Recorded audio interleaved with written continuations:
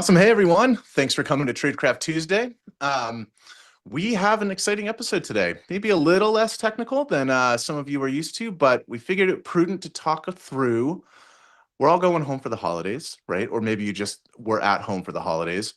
And I know personally, I get asked all the time, hey, you work in cybersecurity. What can I do to make myself more secure? Or, hey, what are the threats we need to be aware of? And so talking around with the rest of the company and the department, today we're going to be talking through some things that are very pertinent for you to bring your friends and family as you are visiting them for the holidays, and help provide them some knowledge to help keep them safe, right? Like, what is the individual today, not in a corporate sense, but your own personal security?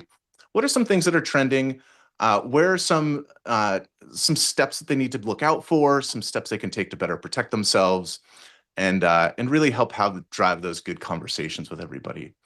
To start, I love audience questions. We don't have any polls today, but to welcome you, rather than asking the typical, hey, where are you from? I'd love to know sort of what's the nastiest thing that your friends have encountered lately that they've hit you up about, right? Any nasty social engineering attempts? They click something horrible on the web that they shouldn't have. Like, where are you getting called in to help support your friends and family? Yeah. Right. So today, Evite phishing, that's brutal. We'll actually talk a little bit about that in a bit. But for the agenda today, we'll kick off some introductions, then talk about some current stuff that's going on in the news, talk through some evolutions we're seeing within ClickFix, how attackers are living off of trusted sites, some new evolutions in social engineering, which are really just the old things redone with AI, and then talk through some practical guidance that we can bring to our friends and family to help keep them safe that are pretty low effort. So to kick it off, my name is Chris Henderson. I am the Chief Information Security Officer here at Huntress. I've been at the company for about 3 years. I've done all sorts of things here, from running product research to its brief stint in marketing. Right now, my job entails protecting both Huntress as well as driving the IT organization within the company and running adversary tactics. And I'll hand it over to Brian. Thanks, Chris. Yeah, I'm Brian Milbier. I'm Director of Security and IT here at Huntress. I've been here for, I don't know, maybe 7 or 8 months. Um, Prior to this, I've done, worked at Fortune 100 companies, other tech startups, other security companies. So my job here is to help make sure all of our IT stuff runs smoothly and secure our product and our internal tools. Yeah, Brian is effectively my right hand and keeps me sane. So great I do my appreciation best. for him. Awesome. Awesome. So let's talk about some stuff that's going on in the news, right? Always interesting to see what's hot, what's new. We'll kick it off with a malicious snake game. So I thought this was really interesting, right? The Iranian hacking group, Muddy Water, right? So they utilize a loader called Footer, right, to load up their tool set, Buddy Viper. I thought this was really interesting because they're leveraging the game Snake, which we're all familiar with from like the old Nokia phones. It comes still embedded in a lot of those sort of lower tech phones. But the Snake game's got a built-in delay to it, right? And it's part of how that thing operates. And so to obfuscate the delay in Footer, which they use as their loader, right, they're leveraging those built-in delays of the Snake game in order to hide the activity that they are doing from detections that specifically look for those stops and calls. I don't know if you also saw, Brian, there recently a few different games on Steam, right? Their developer accounts were compromised, and they uploaded malicious versions of the games. And so, right, like as we are all going home, decompressing with some games at the end of the day, right? Like, just because you're gaming doesn't mean that cybersecurity hack goes away. And I think it's, pertinent to pay close attention to what is going on and being talked about, especially when it comes to like malicious Steam games and other things like that. Yeah. Yeah, I know with this one, with that delay, it was the Snake game was a creative way for them to, before it was the footer was pretty noisy and pretty easy to detect. And with this latest iteration, they got a lot quieter. And with that, hiding that delay with the Snake game makes it a little bit harder for folks to realize that something bad's going on. No, absolutely. Awesome. So next up, Local AI risks. So this one it's tricky, right? When you look in the security community, I think a lot of people take a very privacy first approach to experimenting with AI. Where like even personally, I run local AI models rather than paying for some cloud service. I like the privacy controls that it gives me, knowing that my data is not leaving my environments. But there are some risks to this, right? It's not something that is guaranteed foolproof, infinitely more secure than going online. And really what you're trading is your privacy controls for more risk of operating these models yourself. So if anybody's familiar with running local AI models, the largest repository of these is a website called Hugging Face. And what Hugging Face does is they use this thing called Pickle Scan in order to verify that the models that you're about to download are free of malice. We saw, back in October, some articles published talking about some weaknesses inherent to Pickle Scan, right? Like deserialization, et cetera. It's not foolproof. But just the other week, right, JFrog posted this article talking about 3 new vulnerabilities in Pickle Scan that really make this risk more prevalent in ways that they can bypass the detection mechanism within Pickle Scan. And so if you are running these local AI models, right, making sure you have Defender in place, like you're not wanting to run these on systems that are free of protections. You want to make sure you're looking for, right, like what else is happening on this machine after I run this model, making sure that you don't have some vulnerable model loading just garbage into your system. Yeah. It's tough to like, it's one of those things too where you're kind of like deploying application like a company would within your house, right? So it's not like Windows where you've got like, I'm going to turn on auto updates and like I don't have to worry about it, right? Like there's some maintenance that goes into that. Like with these 3 0-day vulnerabilities, like keeping all that stuff up to date is tough. No, absolutely. I know the Cool. bad guys too, like obviously they're smart and they're going to where the data is. Like a lot of people in the chat I see being like, "Oh, I can't believe people trust those public models with their personal data," but smart for the attackers to go here because most people that are running these things local, they're trying to protect privacy or they want to run more sensitive data into these models, and so it's a good target for exfil.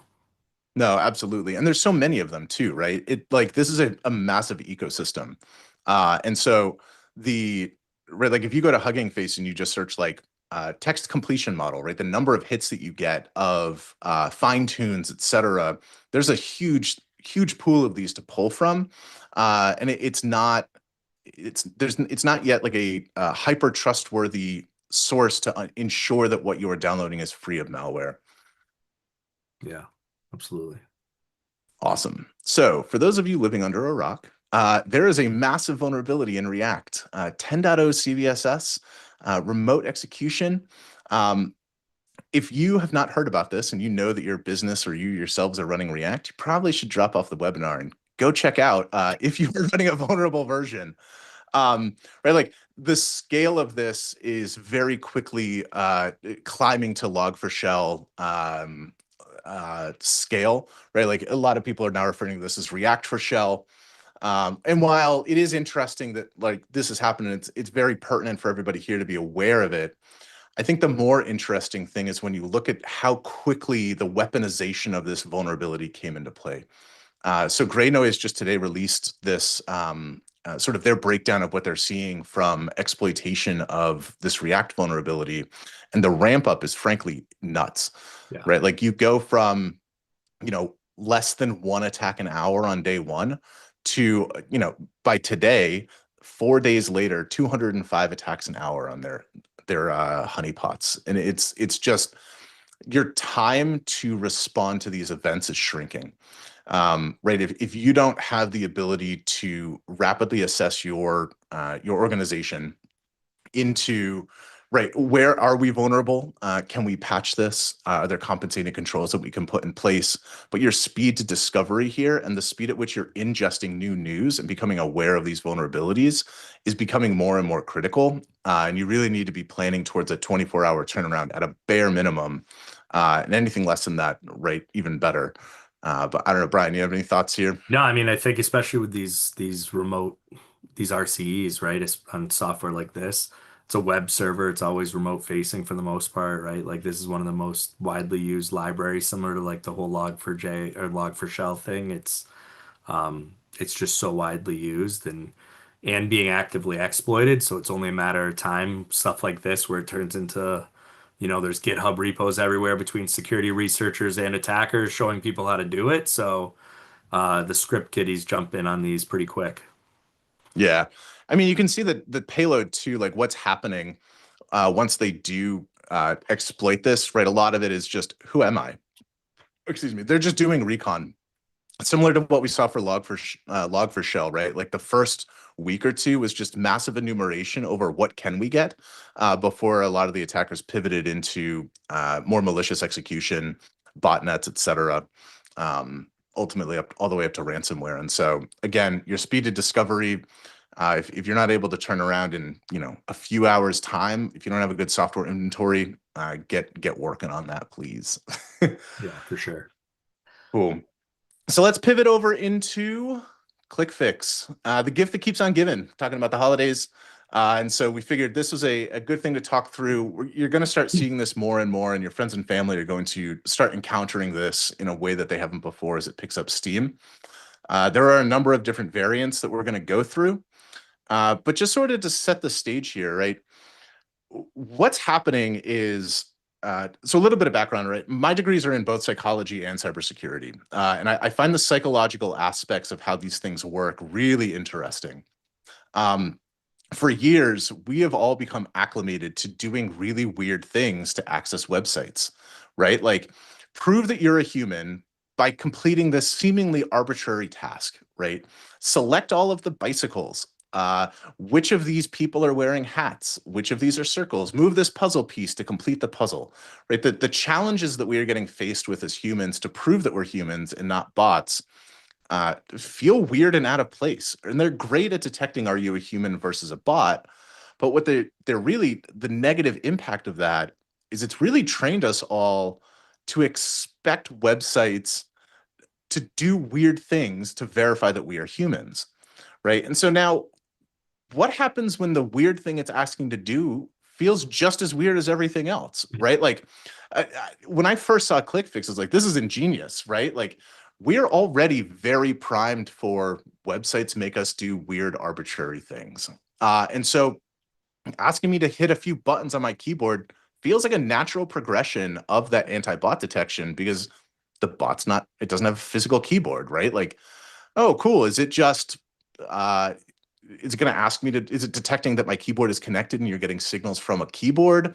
I don't know. What are your thoughts here, Brian? Yeah, I mean, I think it's crazy, right? And what you were saying in the beginning, what's old is new again. I saw a ton of the people in the chat putting these ClickFix kind of risks that they're seeing and they're having people tell them about. I'm sure we've all gotten those phone calls. I know, family members of mine called me going, "Oh, I've got a virus." Years ago, you'd get the big pop-up with the sound going off, going, put your credit card in here to get your Microsoft antivirus subscription or whatever. So this Yep. is kind of a variant on that where they built off of that and they're to your point, they're tricking folks into, putting some keys that for people like us that are more technical, you see it and you're going, "Oh man, why would I want to run something?" But Yep. people that don't know what these keys do, they just, to your point, they think it's another thing to click on. I think it's interesting because it's kind of like a combo of those old like full screen virus displays with the old like iframe click throughs where you'd like click on something and it would execute something you didn't intend. Absolutely. I remember my father-in-law gave me a call and he's like, I'm on with Microsoft tech support trying to clear up a virus. I was like, could you please hang up? I'll be right over. Yeah. I can't even tell you how many times I'm just like, they're like, every time I try to close it, I'm like, just press the power button on your computer. And when it comes back up, everything will be fine. Nope, absolutely. So for anybody not aware here, what's happening is when this pops up, it's copying text to your clipboard. And so asking you to hit Windows R, open your command prompt, paste that, and then hit enter to verify that you're a human. In reality, what you've just done is become the threat actor. They're simply leveraging you to become the malware operator and install their payload for them. The real sketchy thing about this is, right, from a systems perspective, it looks like you had all of the intention of the world of running this. And so right? Your typical detections around, right? Did this process spawn off of an unexpected application, et cetera? You are just installing the malware yourself. Yeah. And so, right, a lot of this, it's evolving, right? Like people are now aware of ClickFix, but not everybody is running Windows. And so we start to see the ClickFix variants pop up, right? And so we have FileFix, right?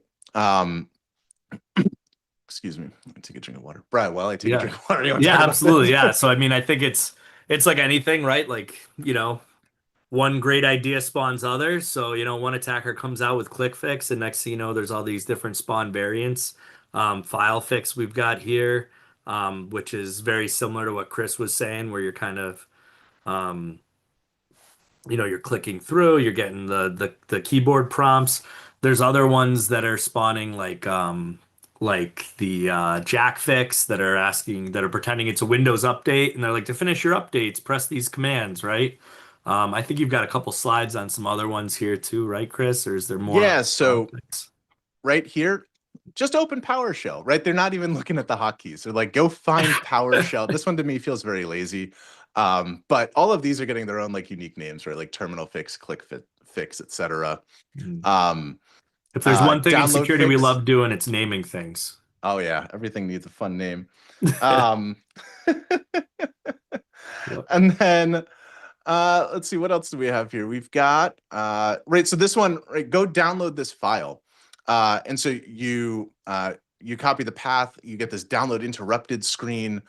These are all permutations on how do we get the user to install the malware for us, as opposed to get them to execute something else that has that malware loaded into it. Yep.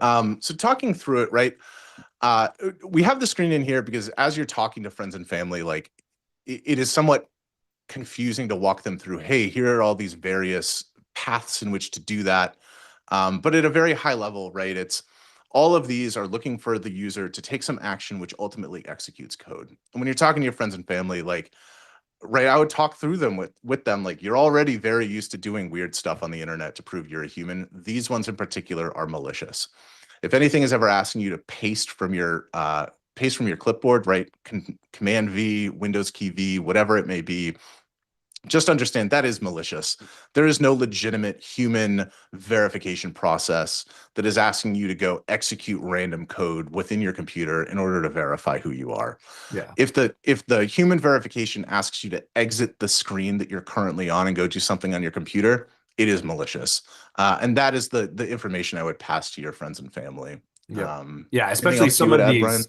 Yeah, some of these run similar to those old AV scams.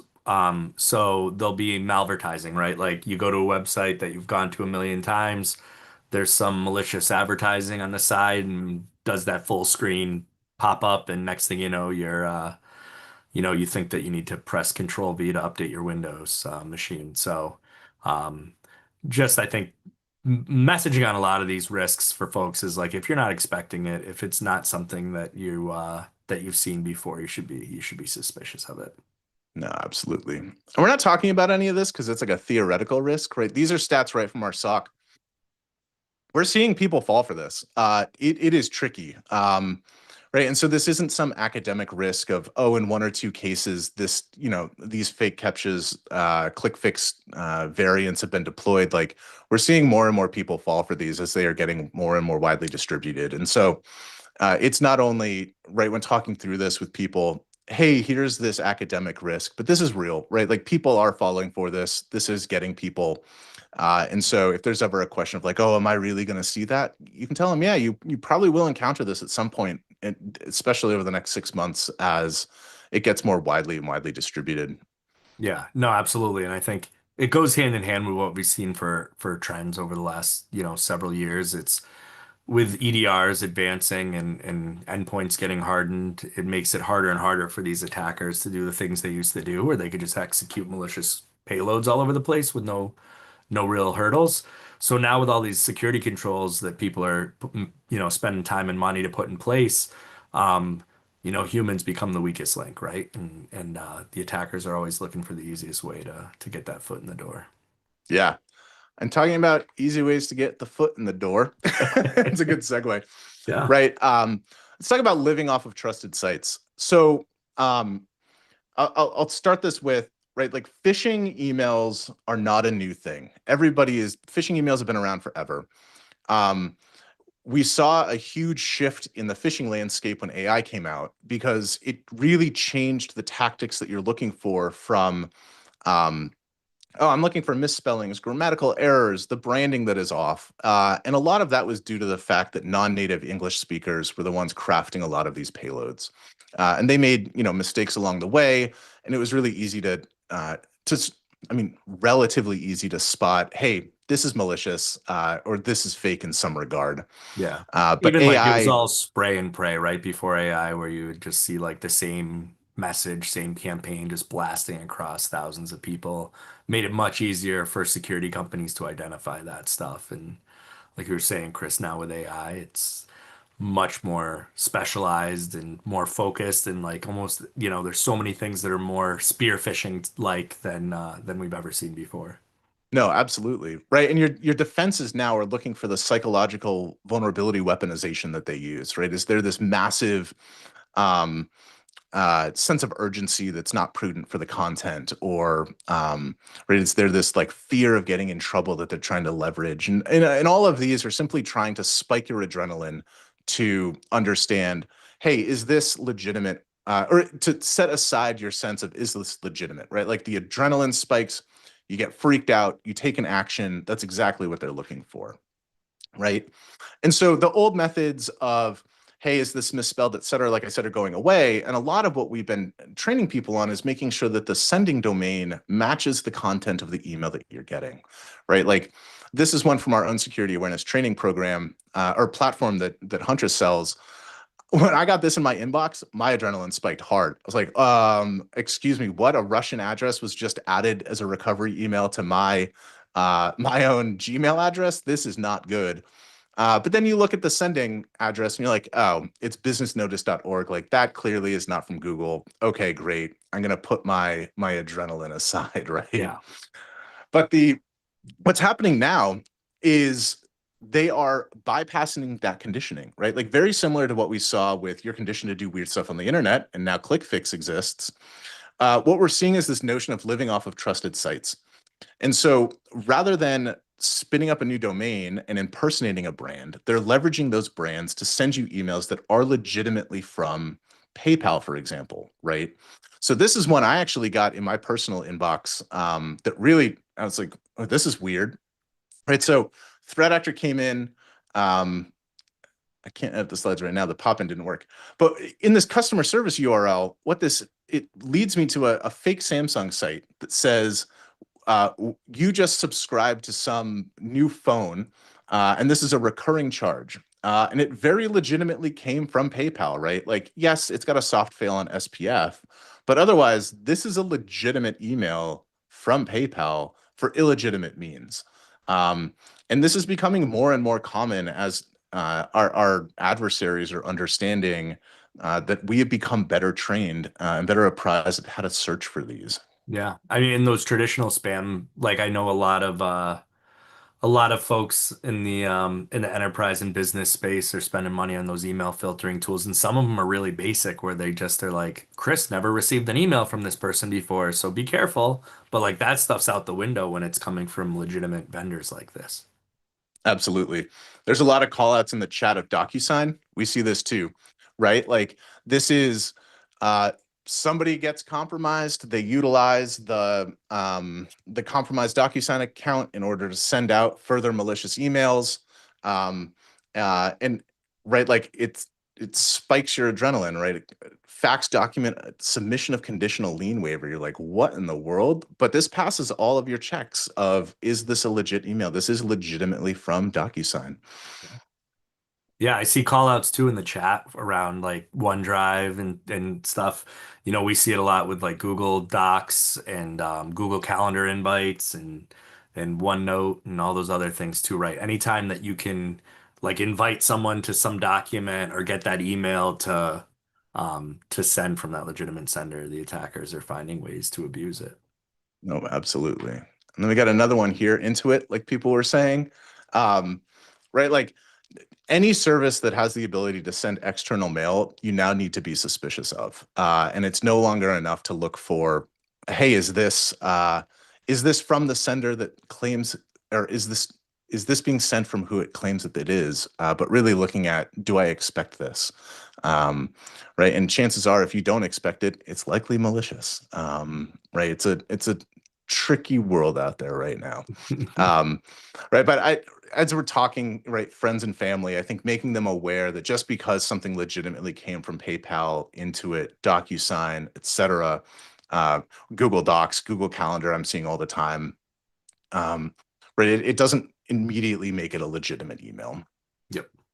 Yeah, I mean, some of the old trainings definitely still apply here, right? Like if you're getting, um, PayPal notifications logged straight into your PayPal account, and you can kind of look at things there instead of clicking on stuff in the emails. But even then, though, if they haven't pulled back that subscription in time, that description or the company name is still going to be in there if they do have your PayPal ID. So, No, absolutely. Awesome. So let's talk through some social engineering scams.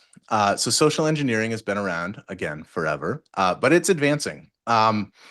The this used to Social engineering used to be a fairly labor intensive thing for threat actors to do, right?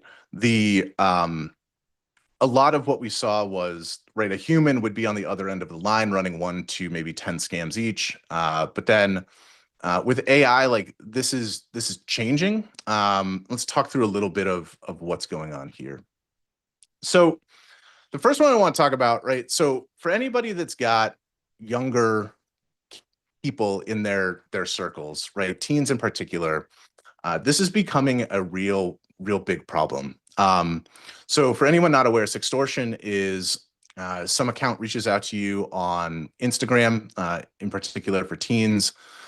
Um, Attract a person of the opposite or potentially same sex, depending on how that person's profile is set up. And ultimately, what they do is they get you to send them compromising pictures of yourself. They then leverage that, pivot over in order to, and threaten to expose those images to everybody on your followers list. Unfortunately, this is driving pretty large suicide rates within their victims, it's terrible. And this is going to be an awkward conversation to have with any of the like teenagers in your circles, especially as you're visiting friends and family over the holidays. But it's something I think it's really important to mention to everybody that this is a scam that exists. Um, if any accounts are reaching out, at this point, it's safe to assume that they're malicious in nature, right? That they are going to try to extract something from you.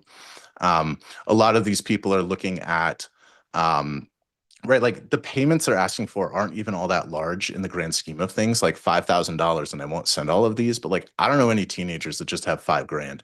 And what it leaves them in a position of they don't know what else to do. They're afraid to go to their family, admit that they did something wrong. They're afraid to go to the police, admit that they've done something wrong there, and ultimately leaving these teenagers in a really tough spot. And so, while it's not a great thing to have to talk about, I think as you are able to communicate this to your friends and loved ones, like making sure that they are aware that this exists as a threat, is really important to bring home as you're talking to everybody. Yeah, absolutely. I mean, I think I forget what the numbers were in the beginning of this year. The FBI said it was like 140 something percent increase in in these type of issues or sextortion cases going against teens.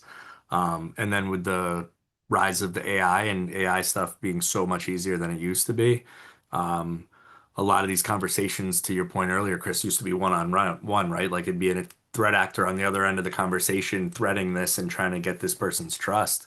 But now with these chatbots, these attackers are using, they can have conversations going with these kids for weeks or months, and they're generating AI based photos too to pretend that, hey, I'm sending you an inappropriate photo. Can you now send me an inappropriate photo? And it's an AI photo that they're sending to these kids to get them to send one back. So I think as we see, AI continue to get better and better, I think these are going to become more and more of a risk. So it's definitely a awkward but important conversation to have with those teenage kids. No, absolutely.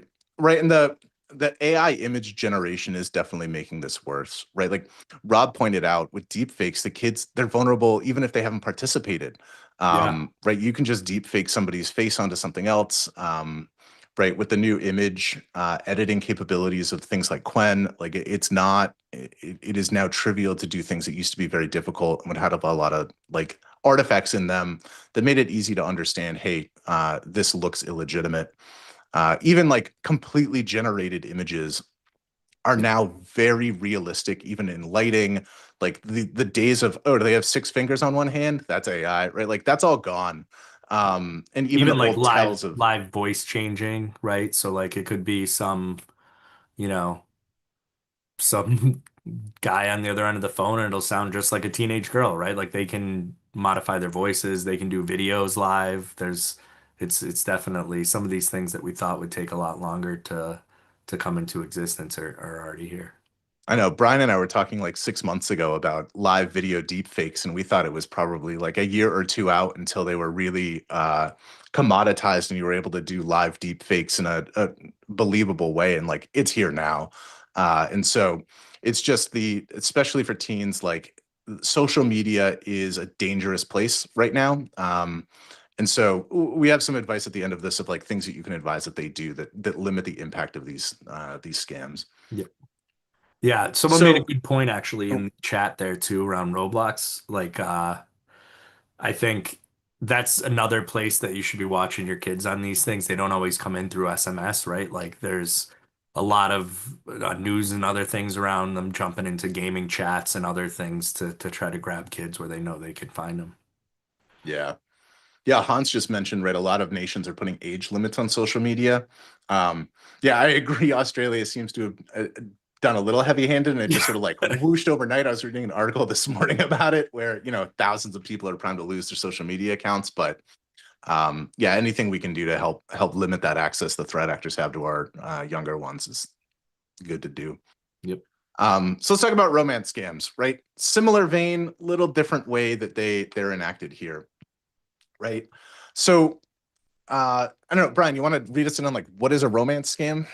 Yeah, absolutely. So I think some people were pointing out in the chat, right? Like it's not just teens, it's older folks. These are the ones that tend to be more targeted towards some older folks. It's like you used to see with like the catfishing stuff, right? But back to not to pile onto the AI bandwagon here, but before, it'd be the same poor Instagram influencer who had her photo stolen and used, she's 5,000 people's girlfriends across the world because the threat actors are using it. Now it's a lot harder, right? Like people are using unique photos that are AI generated, making it much harder to identify these scams. And with AI and these chatbots, it makes it much easier and more effective for these attackers to multi-thread, right? Like it's no longer like, oh, I'm having one, five, 10 conversations at a time. There can be hundreds or thousands of conversations because they're not having to maintain that chat and that relationship. It's all automated. Yeah, and I mean like AI is good at having a relationship with people too, or at least the facade of one, right? Like there's an article I just read. The woman in China tried to marry an AI bot. There's a whole subreddit devoted to like I think it's AI is my boyfriend or something like Yeah. that. Like people are spinning up full-on relationships with these chat bots, and it I uh mean, there's a whole subculture. I've read articles like where people are doing it like legitimately, where they know it's an AI and they're just like, this is easier than having a real girlfriend. And they're just like, have a relationship with an app on their phone. Yep. Yeah, and they're right there. These romance scams are, you used to see I remember a while ago there was an article about a woman that had sent, hundreds of thousands of dollars to Tom Cruise allegedly because he was like in a hospital. Um but they're impersonating now, right? YouTube personalities, Twitch streamers, the pool of people that they are impersonating for these romance scams. If it's not just a novel made up persona is expanding. And just given how natural the conversation with AI can flow, especially with some good system prompting, right? Like this is not going away. It is only going to get worse. And your ability to discern, am I talking to a robot at the other end of this, is getting harder and harder to understand. And so just, right, really helping, in this case, the older individuals, right, making them aware that this exists, it does a lot in staving off the threat. Yeah. So recruitment scams. This is a big one, right? I Yeah. hate these. I think this is so messed up. Um, like you're going to take somebody that is at a really low point, right? Looking for a new job, especially if they're already out of work. And then you're going to take more money from them. Like this is just really, I mean, evil in ways that, I mean, everything here is evil. Mm. But the taking advantage of people job hunting, right? Like they're looking for anything. Yeah, instead of So driving the urgency on this, they're taking advantage of the urgency that's already there. It's messed up. exactly. And so there's a number of different sort of recruitment scams going on. Coral over here, they got hit with one of these where rather than trying to have them install malware on their machine, this recruitment scam was driving their victims to sign up for Fiverr accounts to do resume reviews, which is like, what an underhanded way to get people to subscribe to your Fiverr and throw you $10 for a resume review. Yeah, it's wild. But right, we've seen everything here. Everything from they're going to get you to join a Zoom meeting and then send you a link that they can't hear you and you need to install this thing in order to fix the bug in Zoom. Or there's a number about them that are just looking to get like some free work out of you. It's, Yeah, some of them be drive you right wary to of the these. end, and they'll give Yeah. you a HR site to put your bank account info into, Oh, there you go. just to steal your bank account or just to steal the money out of your bank. So, it kind of runs the gamut from like the $10 you're paying someone to do a resume through someone gets your routing information.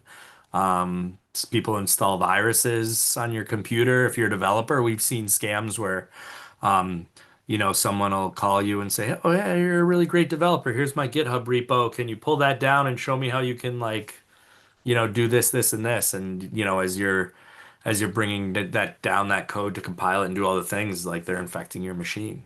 So it definitely runs the gamut. I think it's huge too, right? Like I think I saw an article that said like LinkedIn reported that they had pulled down 21 million fake accounts in a 6-month period. Like that's insane. Yeah, the scale of this is staggering. And a lot of the old methods to detect, like, is this scamming, like a reverse image search on the profile picture is not as effective as it used to be, given AI can just churn out a brand new face for every one of these profiles. But really, if the job's not posted on their corporate site, person reaching out to you is likely a scammer, right? You see it, it's either they're hitting you up with a fake company or they are impersonating a real company that is hiring and leading the scam that way. Yep. So, Yeah. One thing to look for is like you'll see if the recruiter's like, "Hey, what's your WhatsApp? I'm gonna message you on WhatsApp or I'm gonna message you on Telegram." A lot of times these scammers they want to move off of the legitimate platform, off of LinkedIn, because they're worried those accounts are gonna get taken down and they want to shift you into another communication channel that they can control a little bit better that they know isn't gonna get stripped down. no, absolutely. And I would just say, like, if you are job hunting and you throw on that open to work flag on LinkedIn, just understand you're sending a flag out to all of these people as well that you're open to get scammed. And Yeah, right, like it really is. it's true. When you turn that on, the fake offers are going to start coming, and just know to expect them and do your diligence, making sure that right these organizations are legitimate, especially with any of the, oh, if it's too good to be true, it probably is. In this case, right, it's like, hey, you want $2,000 for 3 hours of work? It's like, that's probably not very legitimate. Yep. Yep. Yeah, I mean, and there's all sorts of recruitment scams out there too. So like don't like we said, it doesn't matter the monetary value could be $10, could be access to your bank account. Definitely if it seems too good to be true, it probably is. No, for sure. So somebody in chat had mentioned pig butchering. This is one that I always found was like a really weird name, but I mean, I think the name alone is enough to talk about it, it's yeah, like I said, security people love naming things, and this one is definitely someone should get credit for this. it's great. I think it comes from an old Chinese proverb about fattening the pig Yeah. before slaughter. Yep. But I don't know, Brian, you want to read us in like what is pig butchering for Yeah, anybody not absolutely. familiar? Yeah, so it's similar to the romance scams, And and the other scams where people are kind of like building a relationship with you. Um, but this pig butchering is actually the most profitable crypto scam in the world by a recent report that I had read. Um, Basically, people befriend you and they'll sit there and kind of catfish you a bit and get these conversations going. And at the end of the day, they're trying to get as much personal information, financial information from you as they can, and then kind of build that trust where you're like, oh, hey, this person is super smart. They just like maybe they're showing you or telling you all this money they just made on some investment, or, um, they're trying to understand what if you're in financial trouble and you're looking to make a quick buck, right? Like there's always those like get rich quick schemes that have been around forever, right? This is just the latest iteration of that. Yeah, some of the permutations, right? Like a lot of these start with you'll get a text message that says like, "Hey, John," you're like, "You got the wrong number," and they're like, "Oh, well, are you open to an investment conversation?" Like it's inevitably where it turns to, um, right? Like at this point, very similar to all the other social engineering. Like if somebody contacts you and you don't explicitly know who they are trying to scam you at the end of the day, right? Like it is it is becoming more and more common, especially here. Like the pig butchering is no different than all the others, where the one-to-many capability by leveraging AI to have these conversations, or like putting together a very strong like pre-prompt around, where like convincing the AI that it is a legitimate actor, that it is supposed to go out and offer investment strategies to the following things, and then feeding it with your malicious strategies, right? Like it is, it's becoming very difficult to recognize this is not a legitimate offer here, especially like um, when the potential return on investment is significant, right? Like a lot of people look at this and they're like, "Oh, well, I could give 15 grand and I'll get 150,000 back." Like this is no different than the boiler room stock trading. Yeah, yeah. I mean, this one's turned big business too, right? Like before, it goes back to like efficiencies, right? Like it wasn't, it was more niche when it was like one to one, one person, working over the course of months to like build that relationship, build that trust till the person's willing to make that investment.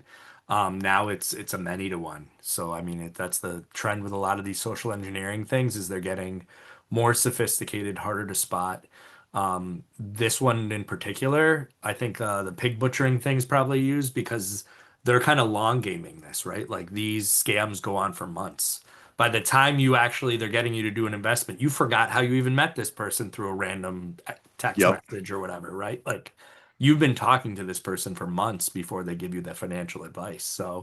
Um, so these things, and this one's been, it's turning into big business. I read on one threat intel website, I saw that the attackers are running out of like large compounds in Southeast Asia. Like this is like people are going into work every day with their lunch pails, right? And like Yeah. checking in and like this is their job. So, um, it's definitely becoming much more sophisticated, much harder to spot, and these No, attacks are more absolutely. common. Daily in the chat just mentioned they're seeing these coming from like meetup sites. Uh, so they already know you have some interest in crypto. What better sort of pig to fatten up that somebody that's already interested in investing here? And so, yeah, like if any of you are still on Facebook, right, hiding your the groups that you're a member of from non friends is probably a good step to take here. Yeah. Cool. So Brian, let's talk through like what can the individual do to protect themselves here, right? Like there's between ClickFix and getting people to install malware themselves, um, the social engineering scams, and now phishing emails that are coming from very legitimate providers, right? Like, Yeah. what do we do here? You mean now that you've finished scaring all of your relatives and friends around the holidays by telling them all the knowledge that you have Yeah, from watching absolutely. this, now you can tell them what to actually do about Yeah, it. honestly, I will say if anybody's like watching this and they're like, I actually don't want to have these conversations with my friends. Like, this is gonna sound like I'm just shilling Huntress, but like, send them the recording of this and like they can just listen to it from us, right? Like, if you don't want to have some of these conversations, or you think they're not going to believe you, like just send them the video, and they can watch live, or not live, but they can watch the recording and, hear it from us. But so some very basic things that people can do, right? Like I like the basic protections because you don't need a high bar of technical expertise in order to do any of this, right? First and foremost, enable multi-factor authentication. The first thing that you're going to get asked by your like older family is, what's multi-factor authentication, right? Like, why does it work? And simply explaining to them what MFA is goes a really long way. But if at all possible, recommend that they don't use SMS as that MFA method if possible. It's a little bit more cumbersome, especially for the non-technically inclined. But with how trivial it is to, or like with all of the social engineering, leveraging your personal information that you've already put out on the internet in order to go talk to Verizon and get them to transfer your phone number to them, SMS as an MFA method is nowhere near as strong as it used to be. However, if they are not technological enough to like install the Google Authenticator or another MFA app, and like SMS is the only option that you really think that it's going to be able to do, go SMS, right? Like That's it better is than still nothing. way better than nothing. Yeah. Yep. um, Passkeys is another thing, right? Like I know Apple, Google, Microsoft, everyone's making it so much easier to go passwordless now, but passwordless is technically MFA. It just doesn't feel like it, but they're using those like native SDKs that are built into all the different operating systems to do the SMS or to do the MFA is like one step. yeah, So no, that's a use really that good. whenever possible, especially for non-technical people. Like I helped my dad set it up. I helped other people set it up. Like, grabbing your fingerprint on your phone to get a passkey is like super simple for folks to do. Yep. No, good call out. Um, at least when I had these conversations with my family, a big question I got was like, well, I log into so many sites. It's going to be so cumbersome to go enable MFA on all of them. Well, think through, right? Like if they only have tolerance to do this on one or two sites, right? Like you're prioritizing their inbox, their email, and you're prioritizing their bank accounts. And that alone, like that's going to circumvent a significant number of threats to them. And again, something is better than nothing. I think a lot of us in the security world, like we strive for perfection. Um, and it's easy to get caught up in the guiding somebody towards like a very robust defense while forgetting what they have today likely is nothing. And making it even a little bit harder for the threat actors goes a really long way, right? Like if I can see, oh, well, there's MFA on this thing, it's not worth my time trying to get around this. I'm going to go look at somewhere else. And so you're really trying to make yourself the least attractive target uh, with these strategies, as opposed to making yourself, right, some ironclad defense, right? Like Yeah. You again, just don't want to be the something. slowest gazelle in the herd. Yes, Yeah. exactly. Yeah. um, Next up, it's a little bit more technical, but using a password manager in today's day and age, it is easier than remembering all of your passwords, right? Like my father-in-law used to keep a notebook of all of the different passwords to all of the different sites, and inevitably would call me over when he couldn't log into his Spectrum account because he couldn't read his own handwriting. Um, or like I switched them over to a password manager. I've stopped getting calls. Their lives are a lot easier. It definitely took a little bit of my time explaining to them, this is what it is, this is how it works, this is why it's secure. But for anybody that has the technical acumen to install a web extension, these are easy to use and really offer a huge level of security, right? Like if hellokitty.com gets compromised, your bank should not also get compromised because you're using the same password. It is just, it's not super difficult to do these, and they offer a huge level of security beyond just reusing the same password everywhere.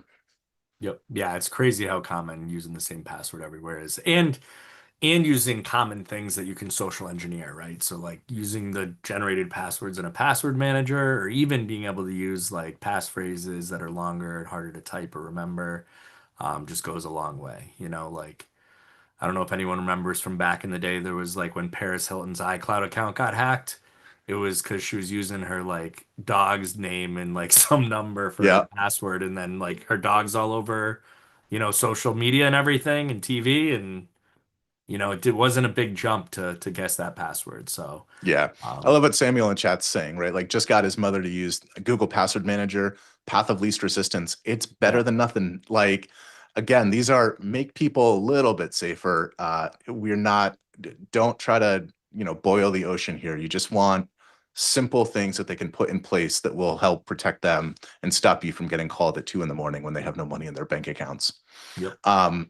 From the social engineering side, if you don't have call screening enabled on your phones, it is super easy to do, and it stops a lot of the cruft from getting through. For any of you not aware, like what this does is if you get a call from a number that looks spammy or suspicious, an AI will pick up that call and verify, hey, who are you? What do you need from this person? It'll prevent the caller from being able to set that initial hook of like interest or threat, etc. And this is really good for any of the older folks that like aren't aware of a lot of these scams that are going on. Yeah. My advice is if you got someone that's not very technical, just set this up for them. They don't even need to know it's there because they're pretty accurate. I haven't really seen it block things that it shouldn't be. Um, some of them, I know the Google one has the ability to block similar phone numbers. A big tactic a lot of the attackers use is they'll spoof numbers that are very close to your number. So you're like, oh man, this person must be in the same region that I'm in, or like maybe they're calling the wrong number because our numbers are so similar, and you're more likely to answer if it's very close to the same number as yours. So I know like the Google one will look for that similar number and not let it go through. Yeah.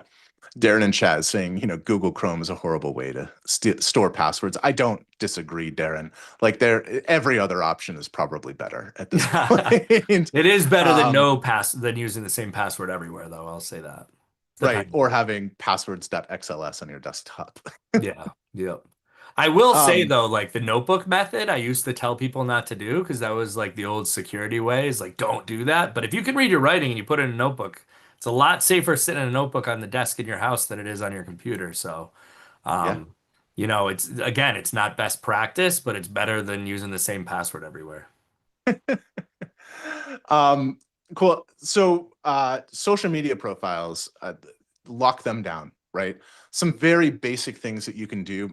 This is explicit, like very also pertinent for the sextortion talk that we were doing with like around teens. Like, if you have teens in your circle, you need to make sure that um, they do not have their followers or friends listed outside of their profile. Really, you can stop this threat pretty dead in its tracks if you know there's no way for them to get the people to contact they're going to threaten to release these compromising images to. And then for the older folks, right, like and younger as well, but disabling messaging from outside of your own social media network goes a long way in stopping a lot of these pig butchering scams, romance scams, etc., and really making sure that you're only being able to be contacted by people that you've already established some relationship with on the site. Yep. And Yeah. accepting friends requests from people you have no one in common with is like don't do that. Even accepting friend requests from people that you think you know, like one thing that I notice a lot of folks don't, some people don't do well is they'll accept friend requests from someone they're already friends with without looking, right? Like a lot of these attackers will create fake profiles and they'll chat you up on that fake profile of someone that you might have went to high school with or whatever. So definitely look and see if it passes that sniff test, right? Like, are you already friends with someone with the exact same name? Does this person have no friends at all? And you're like the only person that they've asked. Do they not have posts, right? Like, there's a lot of things you can usually tell. And, but to Chris's point, like, be very cautious. Like, lock your profile down so only friends can see it, and then be careful who you're accepting friends as friends in these social networks. Yep. LinkedIn counts as a social network too, by the way, all these. I know a lot of folks are like, how many people can I get as followers? Like you still got to have some diligence there as well. Yep. In chat, someone was asking if like what's a better option than Google Chrome that works across both PC and your Android phone or iPhone, or like any of the password managers have that capability nowadays. And so, right, you've got like LastPass, Keeper, Bitwarden, 1Password. Really, what you're looking for is which tool has the ease of adoption that the person you're talking to is going to be able to understand, right? Like the usage of it is arguably the most important thing. And so really what you're looking for is which of these are set up in a way that resonate with my friends and family that they will use. Um, A lot of them now have like they'll give you warnings when you're reusing passwords, etc.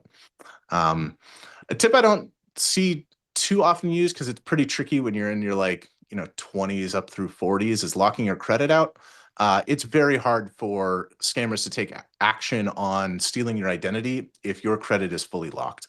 And so if you're not actively drawing new lines of credit, going for car loans, things of that nature, if you're not using your credit actively for new lines of credit, locking it down is pretty easy. And it makes it virtually impossible for somebody to go and open up new credit within your name.